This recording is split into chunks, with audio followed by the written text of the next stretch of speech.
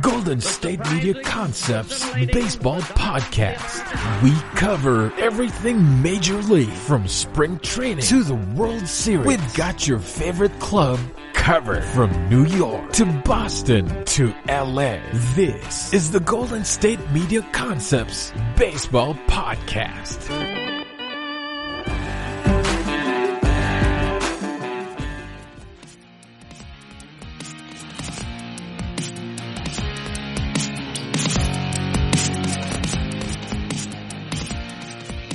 Big welcome into the show. It's the GSMC Baseball Podcast brought to you by the GSMC Podcast Network. I'm your host, Lukas Moore.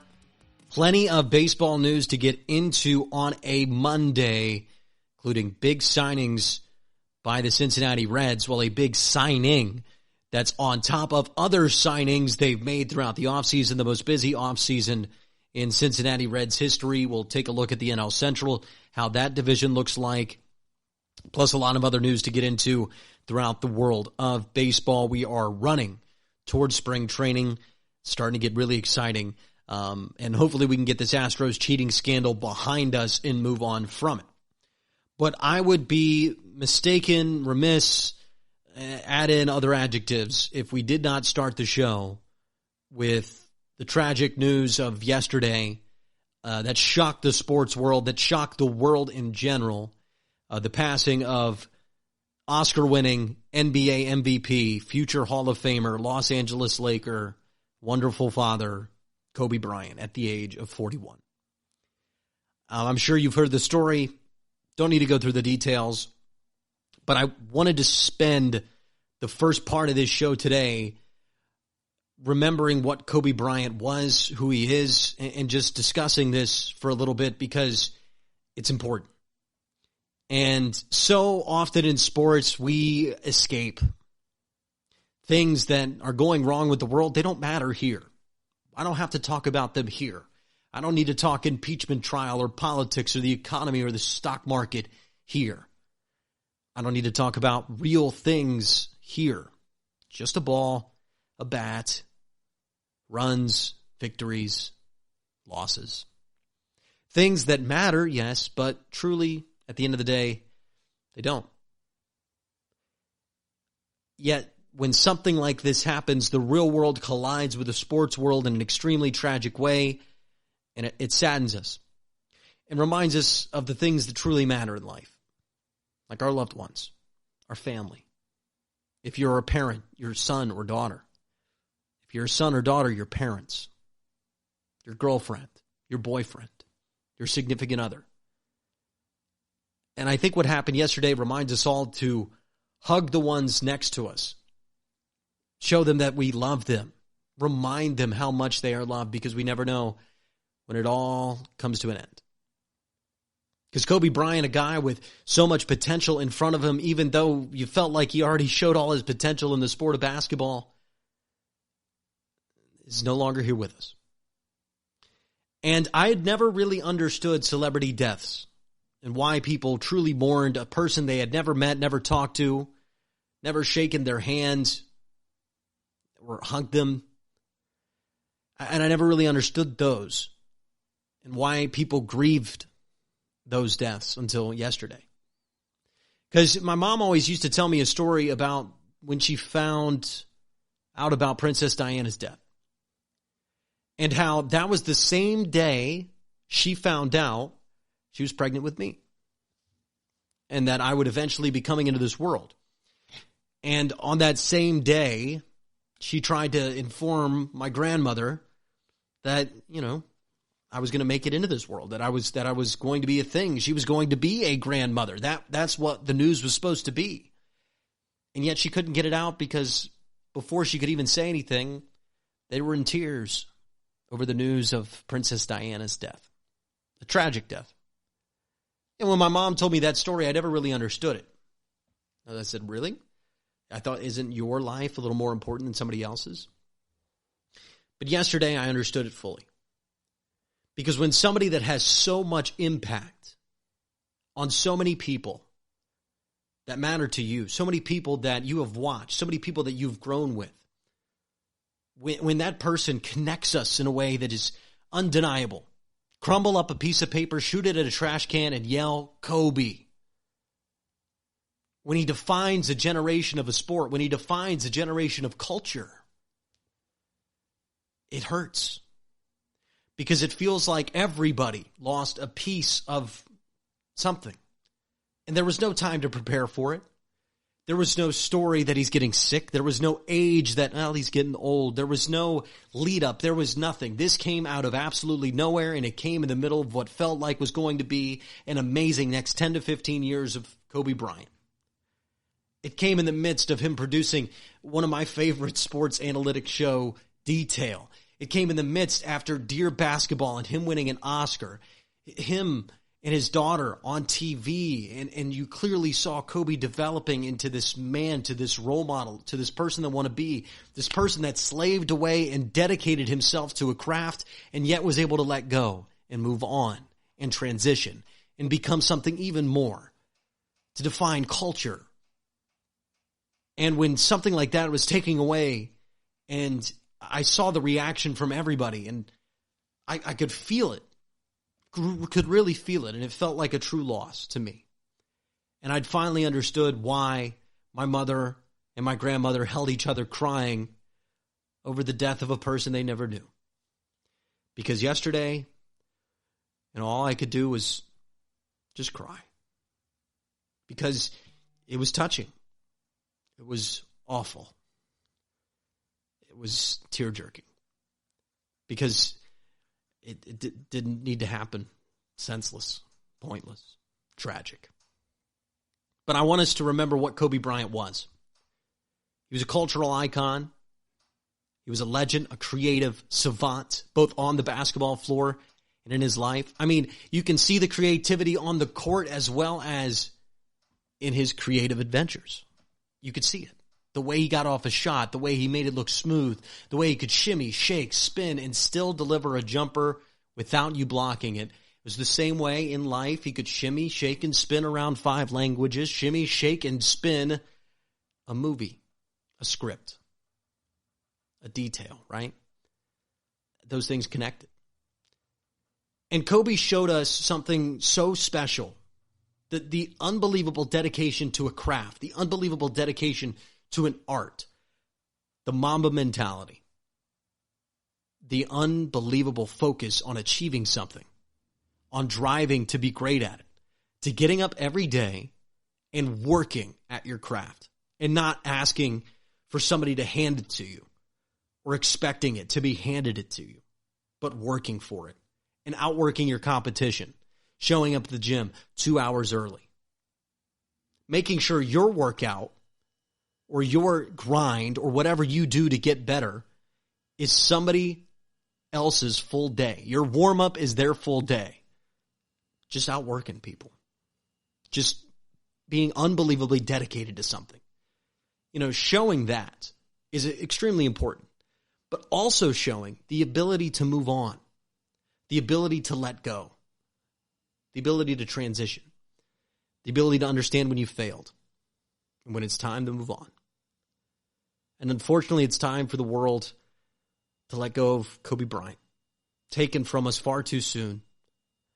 And I can only imagine what else he would have accomplished in his life, and it's sad that this has happened. It's an unbelievable tragedy. It's a tragedy that I will remember forever where I was when I found out. It's a tragedy I'll tell my kids about. And I'll also tell my kids every good thing that Kobe Bryant did, everything he inspired me to be, everything he inspired people around the world to be. And Kobe Bryant should be and will be across sports, baseball, soccer, basketball, everything should be remembered forever. And it's unfortunate that this all had to happen. But it's important to realize that an event like this shows us the power of sports. Shows us that one person, one shot, one frame of mind, one saying can be repeated and believed in by people across the world.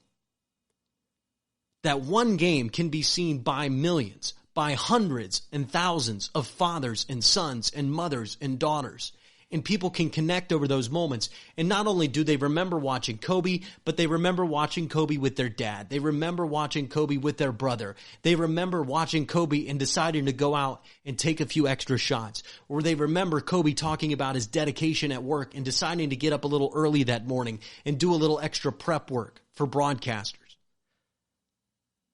He's inspiring. He inspired. And he's gone far too soon. We'll have baseball on the other side of the break. This is the GSMC Baseball Podcast. This is your ultimate stop for everything sports. The Golden State Media Concepts Sports Podcast. Should I say more? From the NFL, MLB, the NBA to MMA, it's all in here. The Golden State Media Concepts Sports Podcast. Listen now.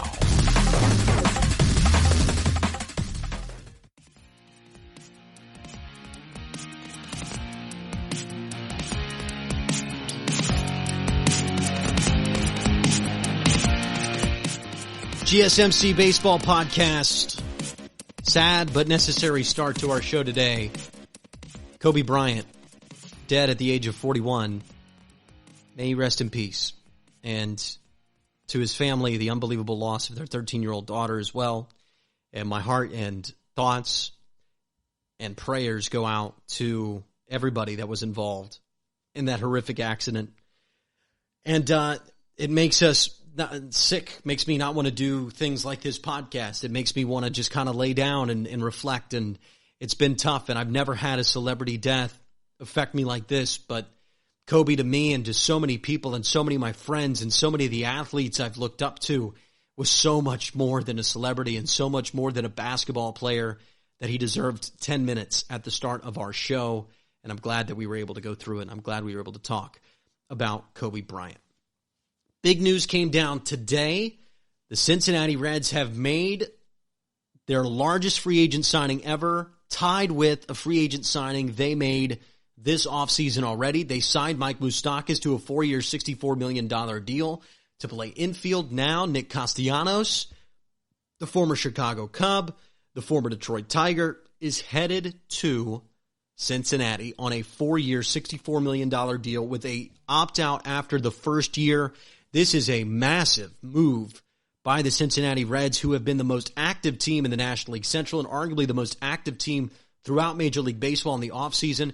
They are now the 7th highest payroll in Major League Baseball. Yes, the Cincinnati Reds outspending the Rangers, outspending big market teams, outspending the Cardinals. The Cincinnati Reds have been busy this offseason. After the worst 5-year stretch in franchise history, it feels like the Reds are starting to turn this thing around. And to me, Castellanos could be an amazing player. Right now, age 27. Last season, let's take a look at his numbers with two teams, a .289 batting average, 27 home runs, 73 RBIs, 863 OPS, a 121 OPS plus. These are all great numbers. He will be another addition to a pretty deep outfield already for the Cincinnati Reds. Some Reds fans asking if there are too many outfielders, too many cooks in the kitchen. My thing is, you can't have too much talent if you're the Cincinnati Reds because of how little talent they've had before last season over the last 5 years. And the Reds, to me, have really opened up as front runners in the National League Central. The Cardinals have been dormant this offseason. The Cubs have been the opposite of what they've been in the past. They have not been aggressive. They allow Castellanos to get out of their grasp.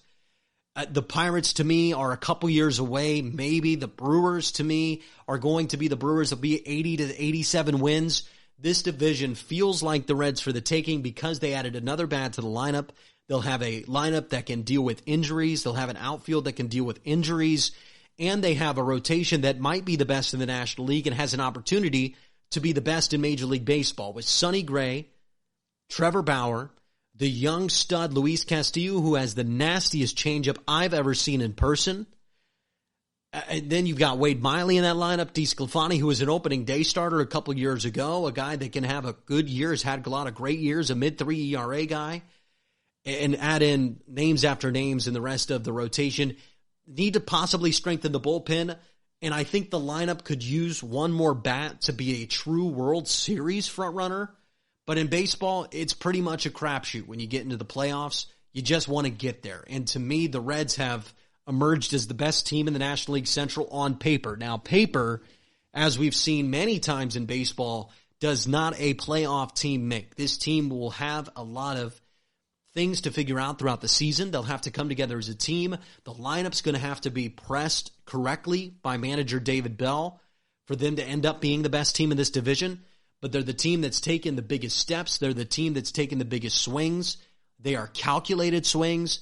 And I absolutely love the addition of Nick Castellanos to this Cincinnati Reds ball club. The reported lineup for the Reds is something that is just exciting to me. If you're a Reds fan, it's got a lot of pop. It's got a lot of variability to it. It's got lefties. It's got righties. It has guys that play multiple positions. It's something that is intriguing. So let's go ahead and read the potential 2020 lineup after the additions of Castellanos for the Cincinnati Reds. Shogo Akiyama, that was a player added from Japan. I expect him to be around a 270 to 290 hitter. A guy that gets on base, a guy that can play the top of the lineup, can play the outfield as a lefty. Joey Votto currently slotted into the 2 spot. This is from MLB Network, a projected lineup. We'll see how this shakes out. We'll see if there's any more additions for the Reds. Eugenio Suarez playing third base, the right-hander. We know how good Suarez is, one of the best young hitters in baseball, although not very young. He's actually older than just this new addition, Castellanos, but young in terms of how long he's had an impact. Mike Moustakas potentially at the cleanup spot at second base. Castellanos in left. Aristides Aquino, who had the best start of any Major League career ever in terms of power. We'll see if that can carry on or if he's going to end up being an average player that can hit home runs.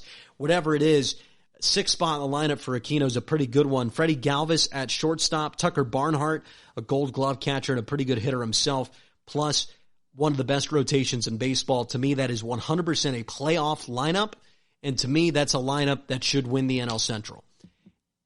I just love that the Reds are swinging here because they haven't been swinging for a long time. They really haven't swung like this ever in their organization's history. And they had some runs, remember, at the beginning of the decade that came from youth development, that came from a few savvy trades, and they had to nail about every single minor league player that they developed. Brandon Phillips had to hit. Joey Votto had to hit. The rotation had to hit. They had to make a lot of great moves. They have changed that strategy to where they made a lot of great moves. They've gotten a lot of good young players in. They used that strategy, and now they've compounded it by adding in free agents and having to spend with the rest of the big spenders in Major League Baseball. They knew that gap was widening. They understood that gap, and they have started to take big-time swings. Listen, I saw this coming. I've been telling people that the Reds were going to take swings this offseason. They were going to spend money. They've been hoarding money over the past 5 years for this exact opportunity, for the window to open up, for the division to be a little lax like the Cardinals and Cubs have been, to be a little behind like the Pirates are, to be a little stagnant like the Brewers were, to wait for their opportunity, to wait for their time, and then splash money on players, to splash money on a lineup. Combine that with youth they've developed. They've added 4 players, Wade Miley, Akiyama, Mike Moustakas, and now Nicholas Castellanos. 4 guys who are borderline all-stars, 4 guys who can impact you by 2+ wins above replacement, which is a good addition, and they haven't given up a single top prospect for them, meaning I don't think the Reds are done. I've got a story about the front office, about the Cincinnati Reds, how I saw this coming, and why the Cincinnati Reds, I don't think, are done whatsoever spending money or done making moves on the other side of the break. You're listening to the GSMC Baseball Podcast.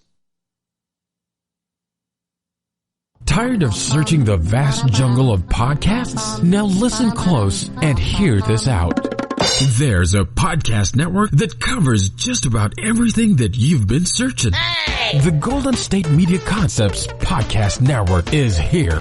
Nothing less than a podcast bliss with endless hours of podcast coverage.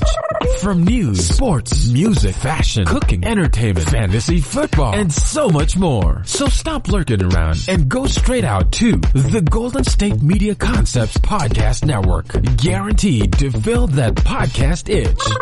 Whatever it may be. Visit us at www.gsmcpodcast.com. Follow us on Facebook and Twitter, and download us on iTunes, SoundCloud, and Google Play.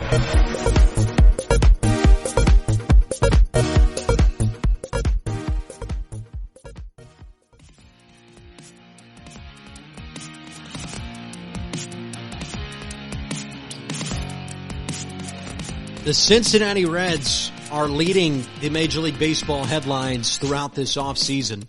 Another big-time signing, another record-tying signing in terms of money thrown at a player. And it's a smart deal, actually, for the Cincinnati Reds. There's a 1-year opt-out for Castellanos to where if he overperforms his contract, he can get more money from either another team or the Cincinnati Reds themselves. If he underperforms his contract, the Reds will be able to pay him less. And if he nails his contract, then the Reds can keep him for all 4 years of the deal. It's a great deal for the Cincinnati Reds. They continue to be big swingers. Before the break, I said I saw this coming. Well, there's a reason for that. I was a reporter, a sports reporter at WATH in Athens. We were a Cincinnati Reds affiliate, meaning we had many, many opportunities to be around the Cincinnati Reds organization. I grew up in Ohio. I grew up around the Cincinnati Reds. I know / have conversed with many Cincinnati Reds reporters.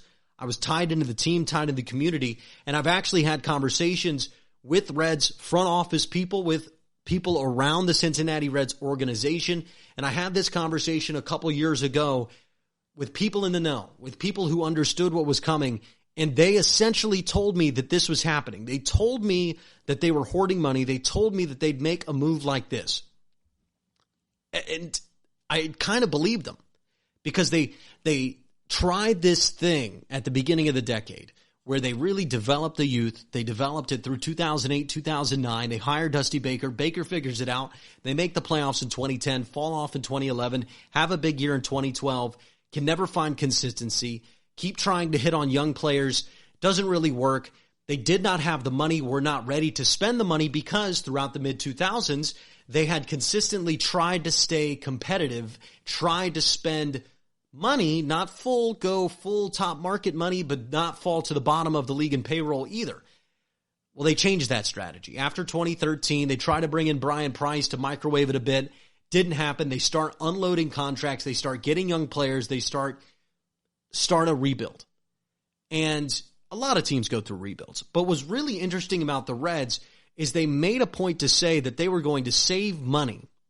And they would say this around people around the organization, that they were going to save money and wait to spend it. Because the Cincinnati Reds organization, like many small market organizations, really hates that there's not a salary cap in baseball. They dislike it. They would like that to change. And you can ask a lot of small market owners, a lot of small market general managers, that they want this to change. They want a salary cap in this league because they think it's unfair. So what did the Reds do? Well, they decided to make their own little salary cap by saving money, by hoarding money, by only spending it on the stadium, by making sure they're not signing anybody to extremely large deals, by writing out the Votto deal, by trying to stack young talent and find out where it is. And then when it was time to take a swing, when it was time to spend the money, they were going to spend like a big market team. That was their strategy. It's what they've been waiting to do. It's what they've been building up to do. It's why they didn't make deadline moves over the past few seasons when it felt like they might be competitive. It's why they've waited and bought their time, because the Cincinnati Reds were tired of not winning World Series. They didn't just want to be a wild card team. They wanted to be one of the big swingers, one of the big teams in Major League Baseball.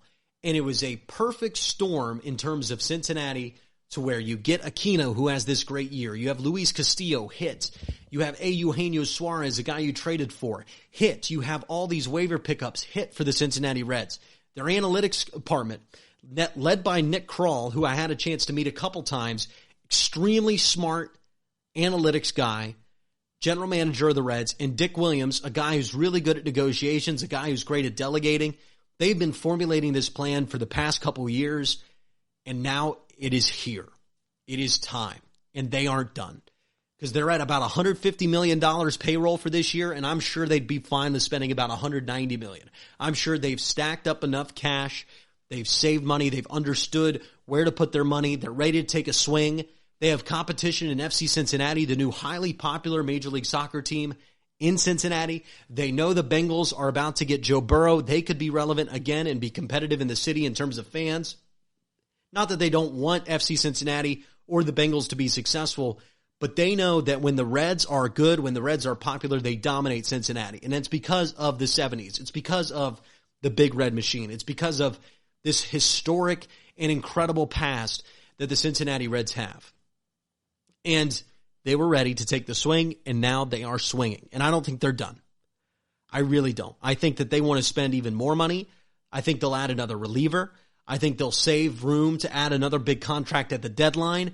And I think they want Frankie Lindor or Corey Seager because they have spent this money to add the talent without surrendering a single prospect that they've been hoarding for a few years now.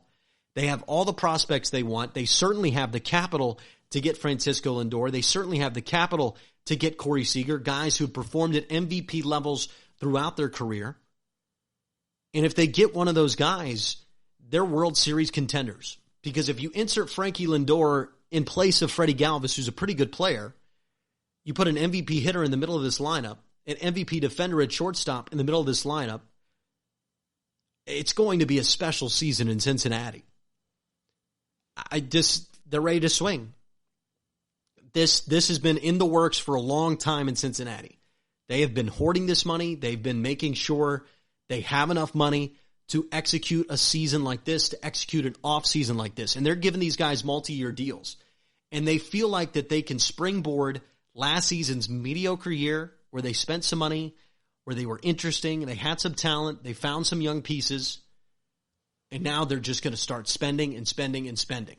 They're going to try to win a World Series over the next 5 years. We'll see how long they can have this type of money invested in payroll, and it will need to work, or else guys will get fired, and the Reds will have to go through another whole rebuild. But the owner bought into Dick Williams. The owner bought into Nick Krall in this long-term plan and long-term vision. And it's all playing out perfectly for the Cincinnati Reds. The World Series window, and I said this at the end of last season because I knew they were ready to spend money. You can go back and listen to some old podcasts. I've posted them in places.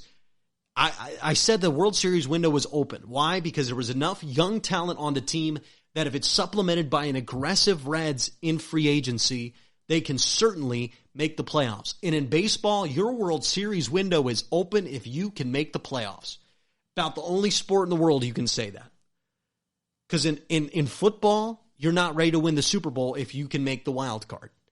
In basketball, there's no way you're ready to win the NBA Finals if you can make the playoffs, right? The New Orleans Pelicans might make the playoffs this year. They ain't winning the finals. But in baseball, if you just get into the dance, baby, you can dance your way all the way to a World Series championship. Look at the Nationals. So the World Series window is open for the Reds because the playoff window is open. I knew that this team could make the playoffs, but this front office has even surprised me.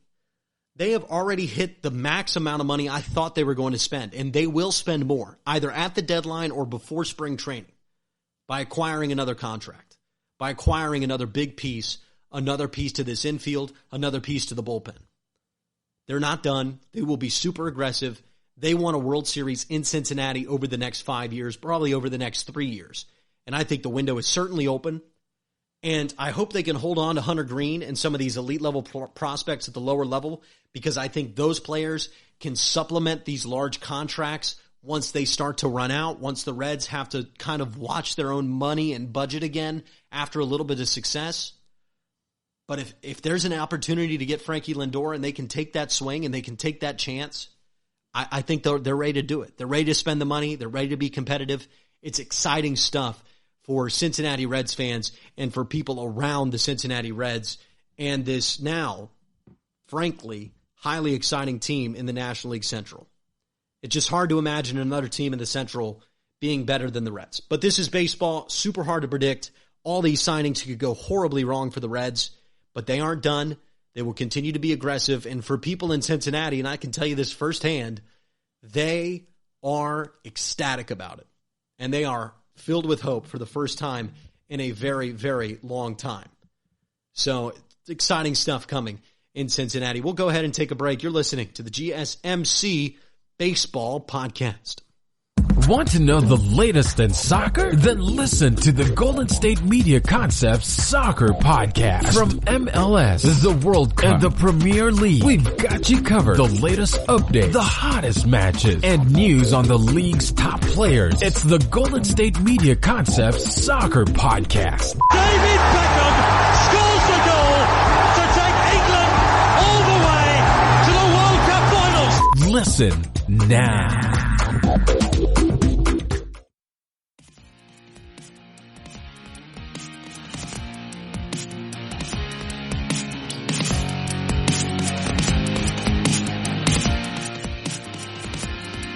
GSMC Baseball Podcast. Reds are swinging like a heavyweight fighter trying to get a knockout in the first round. You love to see it. Love when teams are aggressive, especially small market, mid-market teams. Another small to mid-market team that could be aggressive, that has been aggressive in the past, hasn't really worked out for them. The San Diego Padres, who are desperately trying to become competitive really for the first time in their history, might be getting Mookie Betts. They say they're ready to give up some big prospects to go out and get Mookie Betts. And I think it actually might happen. Why? Because the Red Sox are in a really weird spot to where they're a decent team. They're a team that can certainly compete for the playoffs, but they've been looking to move on from Mookie Betts. They just can't come off being tied to this cheating conspiracy. It's just not the time for the Red Sox to be spending a lot of money on a player. I feel like it's a move they probably could and maybe should make. I might keep a hold of Mookie Betts trying to win this season because winning erases all wounds and all mistakes, but if the Padres offer a boatload for him, the Red Sox, this might be a good year to take a step back, having to make a managerial change, going through all this type of turmoil, your division being very good, very competitive, and it'll be a tough year anyway. You might as well get some prospects out of it, take a step back, rebuild, look towards the future. I think that's a move the Red Sox really might make, and I'd love for the Padres to go out and do it. Go out and acquire this type of player because I like when teams are aggressive. It's good for baseball, right? Free agent movement, trades. It's good for the popularity of baseball if more teams can be competitive. Because baseball, unlike the NFL, is a highly localized sport. So NFL can be very national. NBA can be very national. But Major League Baseball, because there's so many games, because there's so many teams, although there's as many teams in the NFL and NBA, but because there's so many players on all these teams that have significant playing time, you really can only focus on your team and your market when you're a casual fan. It's tough to follow all of Major League Baseball all the time. It's not that hard to sit down on a Sunday and read the NFL scores 16 times a year. But following Major League Baseball every single day at a national level is much more difficult.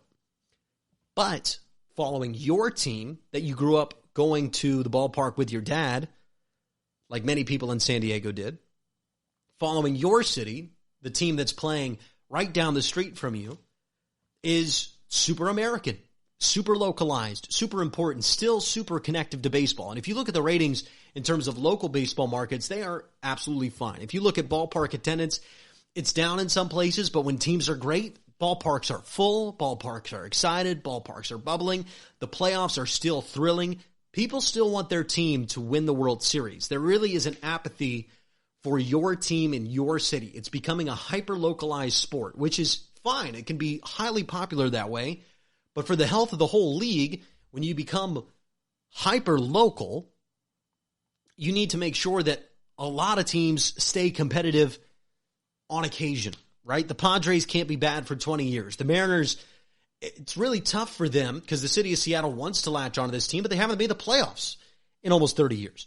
It's just a tough pill to swallow. So you want that balance that the NFL finds, that last to first on occasion, and player movement really helps that. So this is why I hope the Padres get Mookie Betts. It could put them in a bad position. It could make them look a little rough. If it fails again, another free agent signing for the Padres, another trade for the Padres that goes awry. But Mookie Betts is an MVP caliber player, and there's no way he doesn't help the San Diego Padres. It's a move I really hope the Padres consider making and do make. The acquisition of Mookie Betts, what will it take? Will it be too much? That's up to the Padres. But in terms of this season, Mookie Betts makes you better. Mookie Betts makes you more interesting. Mookie Betts draws people to the ballpark. Mookie Betts helps, certainly. And when you look at his season last year, 29 home runs, 295 batter, 391 on base percentage, incredible, a 915 OPS, and he added almost 7 wins to the Boston Red Sox, adding the fact he's only 27 years old, and he's a player you want. He's an MVP winner, World Series champion, 4-time All-Star. He's won a batting title. He's a guy you want. He's a guy who found a way to add some power as he's moved through the ranks. And if you're the San Diego Padres, bring him in. Bring him in. Because he can certainly help your team. He can help your organization. And he can help baseball by helping one small market that really hasn't had a competitive team in a long time, help them be competitive and grow what can be a large market in San Diego into being competitive again.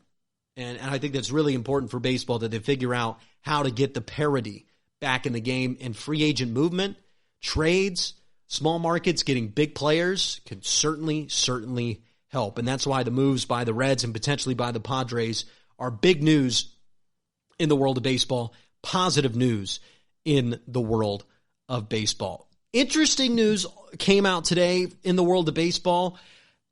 Something with the umpires. They're going to add microphones to them. I'll give you my thoughts on that on the other side of the break. You're listening to the GSMC Baseball Podcast. Are you looking to get your college football fix? Looking to get the latest news on your favorite school's team? The GSMC College Football Podcast is your ticket to all things college football. Join us as we talk college football from the national championship, the college rivalries, the bowl game, to the Heisman Trophy. To which conference is the best? We've got you covered for the Big Ten, SEC, Big 12, the Pac-12, ACC, and everything in between. Download the GSMC College Football Podcast on iTunes, Stitcher, SoundCloud, Google Play, or anywhere you find podcasts. Just type GSMC in the search bar.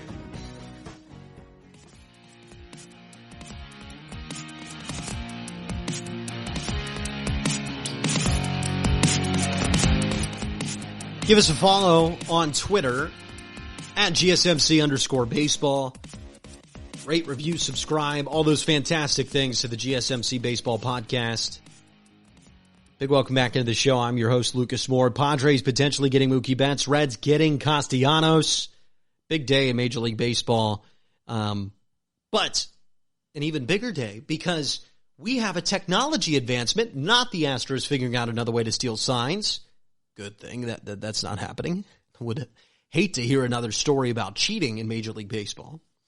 But Major League umpires will be mic'd up this year, not for television purposes, no, but for in the stadium to announce to fans what happened on a review, why they decide what they did, basically do it like the NFL. After further review, the runner's foot was on the bag and he's safe. So that's what they're going to do this year. Do I like it? I don't know. I don't think you need to explain it as much in baseball. I feel like it's out safe, and the announcers do a pretty good job. And I guess it'll be interesting to hear the Major League umpires' voices, gives them an extra voice. But then they have got to worry about turning the mic on or off. They'll have to be trained in that. Will it be awkward? What camera will they look at? But they do get to explain some more things, and that's always good. And I'm here for transparency. So I guess my short answer is yes, I am okay with it, and I'll actually like it. I think it's an interesting wrinkle. I think it adds more clarity to the replay process, and it's hard to really be against adding clarity to the replay process in any sport, and I think baseball actually does a fairly good job with the new replay system. Obviously, the replay system is what led to the cheating scandal. It was more of a accidental leading to, but it is what directly caused the video replay cheating scandal because those replay monitors were now within walking distance of the dugout, accessible to managers, accessible to players. But now that you have it, you want to do it the best you can. And I think that Major League umpires having mics being able to explain the call they make will add some clarity to some calls that are hard to really understand, yes or no, and adds a transparency aspect that really hasn't been there in a long, long time with Major League umpires, because it always feels like NFL referees can talk to us at home. And Major League umpires were a distant thing, a thing we always argued with. We never really knew their name. They never really talked. You never heard their voice. You just saw their hand motions. And I don't know if that's a good thing, though, for Major League umpires, because umpires are kind of disliked as umpires, right? There's very few umpires whose names you recognize or a fan base recognizes their name.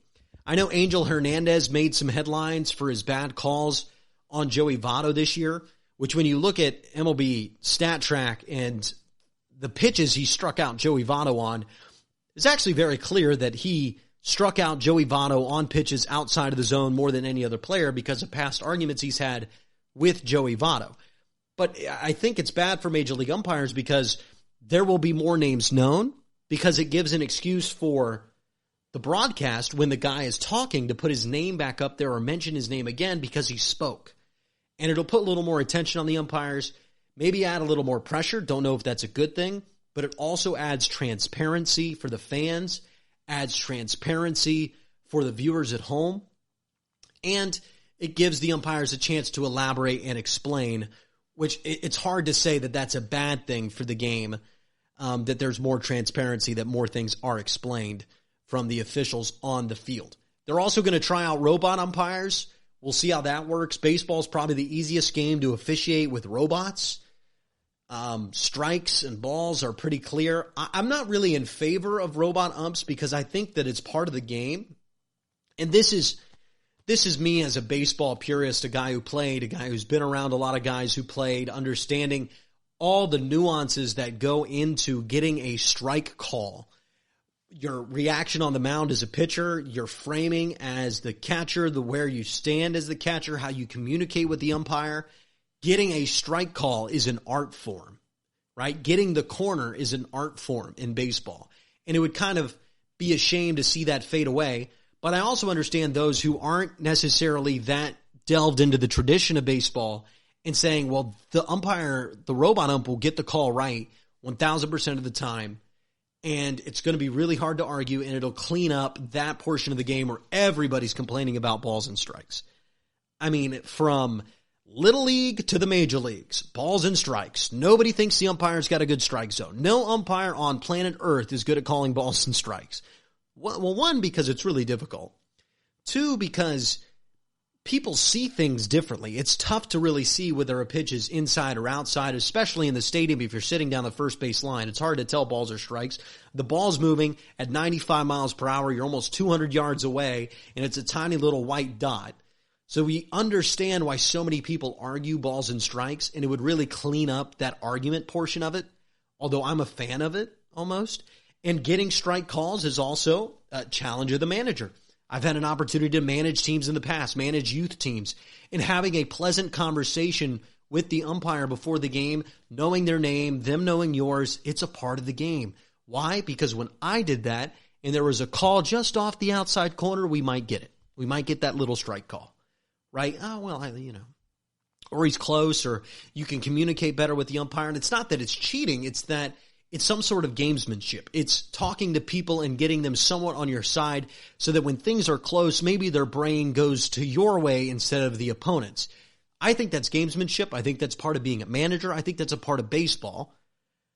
But I also understand why people think that's unfair, why people think that the best team that plays the game the best should win, and that all these things outside, the gamesmanship, the talking to the umpire, the framing of pitches, those things don't matter and shouldn't matter. I completely understand that as well. What I hope ends is this cheating scandal and everybody talking about it. Dodger players are starting to really make some noise on it. I'll talk about my opinion on that on the other side of the break. Give us a follow on Twitter at GSMC_baseball. You're listening to the GSMC Baseball Podcast. Are you looking for the very best NFL and college football podcast? Then check out the GSMC Football Podcast. Get the latest football news both on and off the field. From the NFL Draft to trades to the rumor mill to the NFL Combines. They got you covered. That's GSMCpodcast.com/football-podcast. Get updates on college rivalries, game day insights, and much, much more. It's football talk the way you want it. This show eats, sleeps, and breathes football. Don't forget to like them on Facebook and follow them on Twitter. Visit GSMCpodcast.com for more info.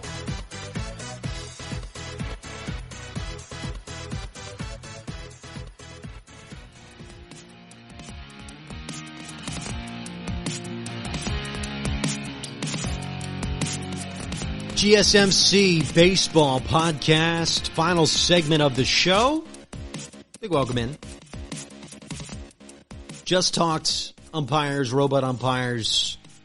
They're going to be wearing mics this year. Cool. 3 batter rule I like. A lot of changes being made in Major League Baseball. Change isn't bad. Change usually means you're trying to get better, and people like when you try to get better, try to make improvements. That's what the NFL has done for years. It's why they've maintained as the most popular sports product in America.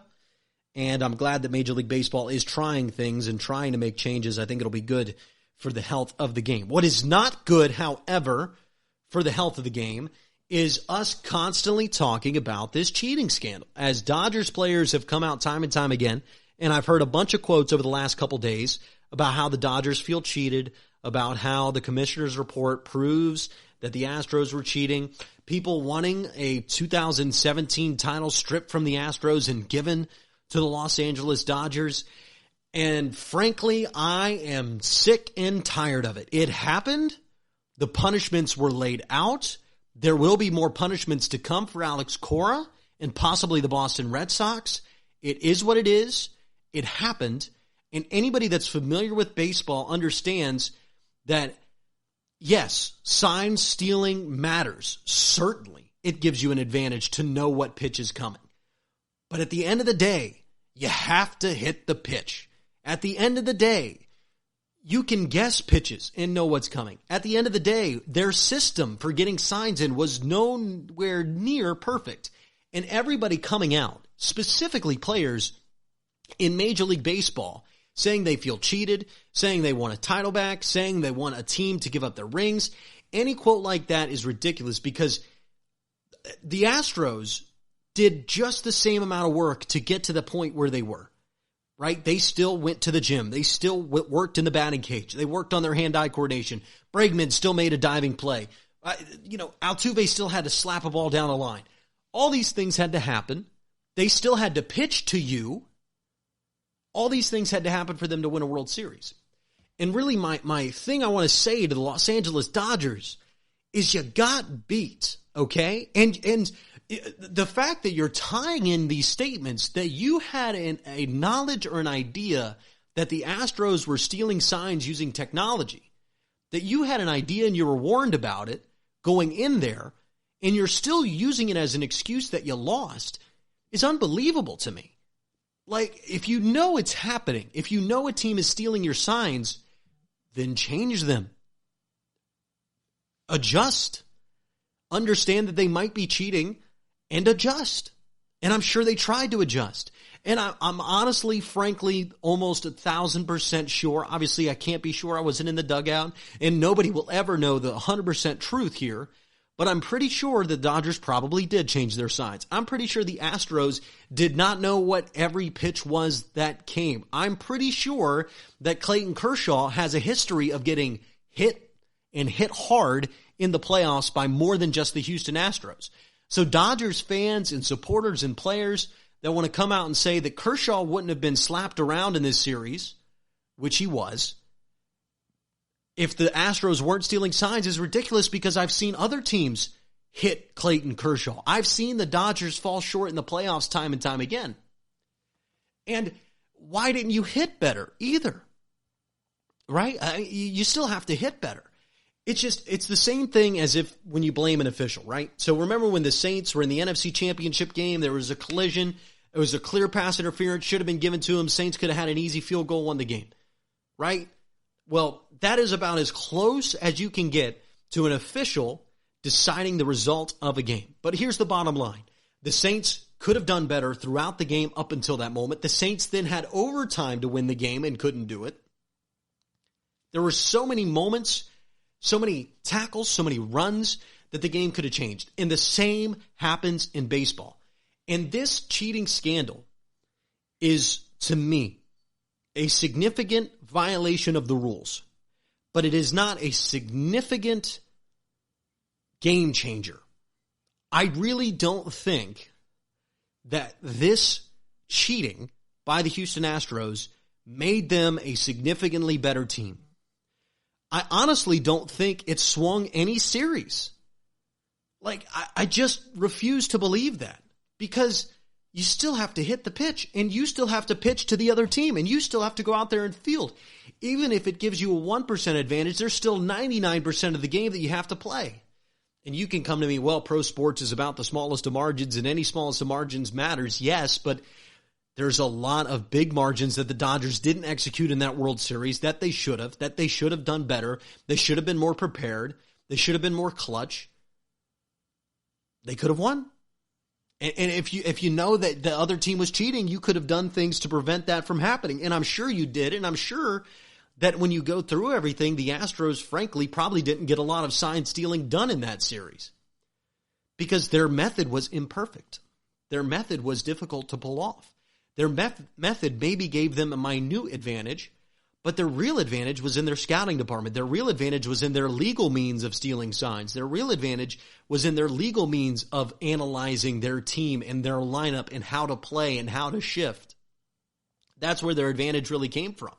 And I'm sorry Clayton Kershaw struggles to pitch in the playoffs, Dodgers fans, but I'm not going to sit here and take away a World Series from the Houston Astros, or demand to be taken away from the Houston Astros, and hand a title to a team that lost because of a cheating scandal that may or may not have been effective in the series, that may or may not have had a large impact on the series.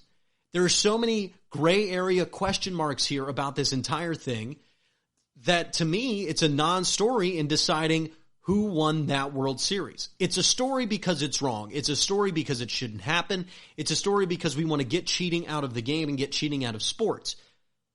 I get that.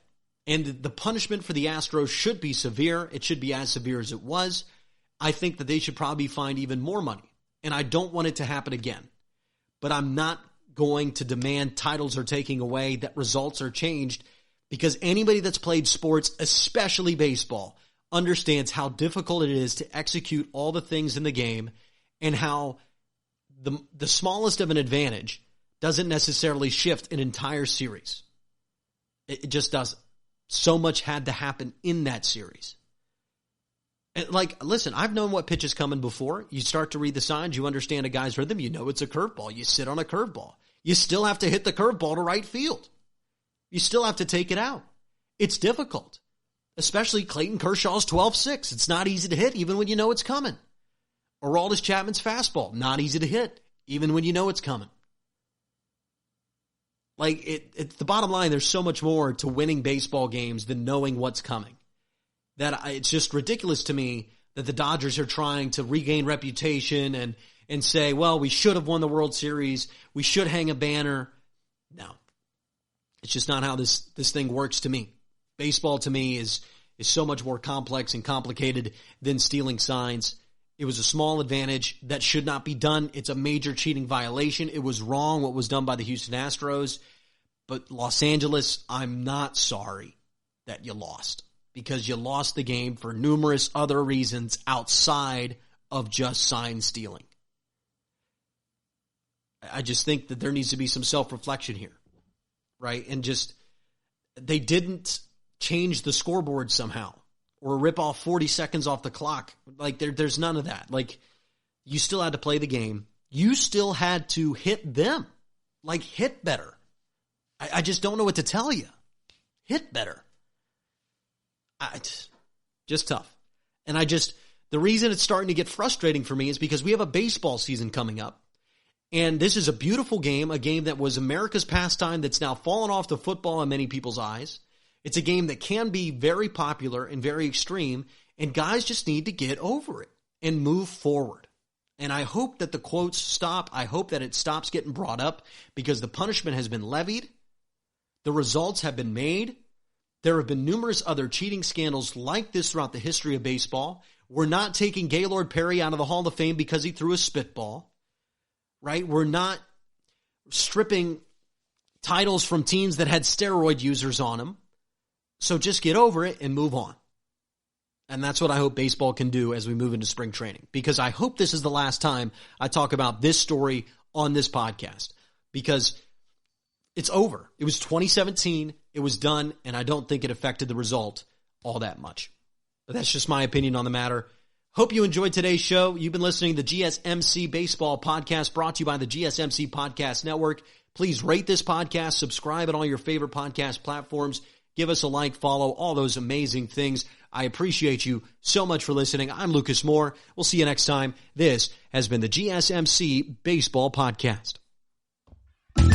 You've been listening to the Golden State Media Concepts Baseball Podcast, part of the Golden State Media Concepts Podcast Network. You can find this show and others like it at www.gsmcpodcast.com. Download our podcast on iTunes, Stitcher, SoundCloud, and Google Play. Just type in GSMC to find all the shows from the Golden State Media Concepts Podcast Network, from movies to music, from sports to entertainment, and even weird news. You can also follow us on Twitter and on Facebook. Thank you, and we hope you have enjoyed today's program.